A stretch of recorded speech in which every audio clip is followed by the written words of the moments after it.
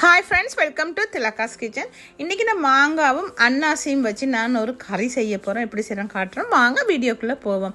இப்போ ஒரு பாத்திரத்தை அடுப்பில் வச்சு ஒரு மேசக்கரண்டி அளவு எண்ணெய் விட்டு தாளிக்க கடுகும் கொஞ்சம் அதில் சேர்த்து கருவேப்பட்டையும் 2 பீஸ் சேர்க்குறோம். ஏலக்காய் 2 சேர்க்குறோம். கருவேப்பிலை ரொம்ப அதில் கொஞ்சம் தேவையான அளவு சேர்க்குறோம்.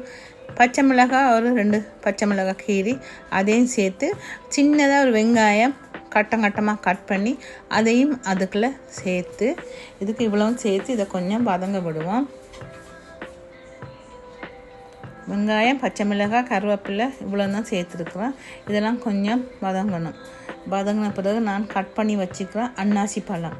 கொஞ்சம் நல்லா பழுத்த அன்னாசியாக இருக்கணும், கொஞ்சம் இனிப்புத்தன்மையாக இருக்கணும், பச்சை காயாக இருக்கக்கூடாது. மாங்காவும் நல்லா முத்துன மாங்காவும் இருக்கணும். நான் ஒரு மாங்காய் சேர்க்குறேன். இதில் அந்த சீட்ஸோடையே சேர்க்குறேன். மாங்காவை சேர்த்து இதுவும் பழுக்கிற பழத்தில் மாங்காவும் நல்லா முத்தின காயாக நல்லா இருக்கணும். ஆக பச்சை காயாக இருக்கக்கூடாது. அன்னாசி பழமும் பழுத்து இனிப்பு காயாக இருக்கணும். இப்போ இதுக்கு தேவையான அளவு உப்பு சேர்க்குறேன். உப்பு கூடுதலாக சேர்க்கக்கூடாது. இது இனிப்புத்தன்மை இருக்கிறபடியாக உப்பு குறைச்சி சேர்க்கணும். மஞ்சத்தூளும் கொஞ்சம் சேர்த்து இதுக்கு நான் தூள் சேர்ப்பேன். மசாலா குழம்பு மிளகாய் தூள் தான் நான் இதுக்கு சேர்க்க போகிறேன். நல்லா ஃபுல்லாக ஒரு தேக்கரண்டி சேர்க்குறேன். இது ஒரு தேக்கரண்டி காரமான அளவாக இருக்கும். கூடுதலாக குழம்பு மிளகாத்தூள் சேர்க்கக்கூடாது. இது அவ்வளோ ஒரு டேஸ்டான ஒரு கிரேவி நல்லா இருக்கும். இது தண்ணியெல்லாம் வைக்கிறதில்ல, இது பிரட்டலாக வைக்கிறது. இது ஒயிட் ரைஸுக்கு நல்லா இருக்கும்.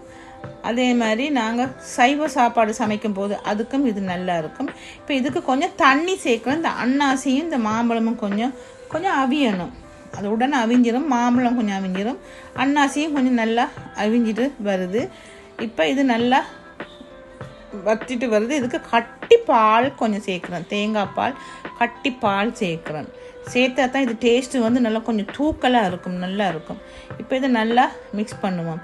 மிக்ஸ் பண்ணி இது கொஞ்சம் வத்தி கொண்டு வரணும். இப்போ மாங்காய் நல்லா குழஞ்சி நல்லா வந்துடுது. அன்னாசி பழமும் கொஞ்சம் நல்லா வெந்துடுது. இதுக்கு சீனி சேர்க்க போகிறேன். நல்லா சீனி ஒரு 2-3 தேக்கண்டியாவது சேர்க்கணும். சேர்த்தா தான் இது கொஞ்சம் தூக்கலாக இருக்கும். இது அதனால தான் நான் உப்பு கொஞ்சம் குறைச்சி சேர்க்க சொன்னேன். உப்பு கூடுதலாக சேர்க்கக்கூடாது. இந்த சீனியெல்லாம் சேர்க்குறபடியாக உப்பு கொஞ்சம் குறைவாக தான் சேர்க்கணும்.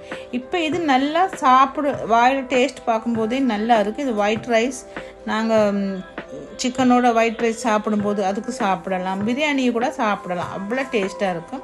இந்த ரெசிபி பார்த்துருப்பீங்க. உங்கள் எல்லாத்துக்கும் பிடிச்சிருந்தால் லைக் பண்ணி ஷேர் பண்ணி சப்ஸ்கிரைப் பண்ணுங்கள்.